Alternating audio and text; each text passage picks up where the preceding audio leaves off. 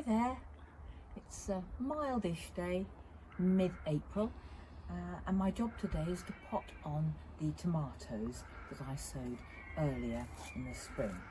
So here they are, and they've grown nicely into these little pots, but I can see roots coming out of the bottom of the pot.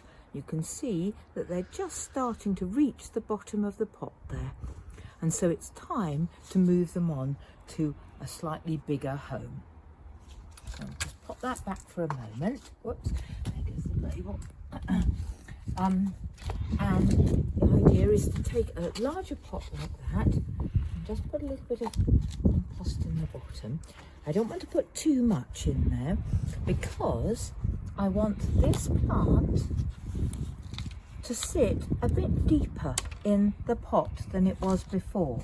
Now the reason for that is that tomatoes will root from the stem, and if you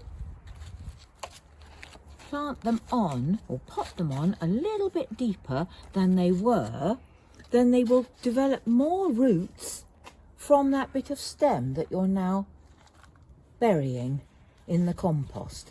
This is just a multi-purpose with vermiculite added, and that your result for that will be a much stronger and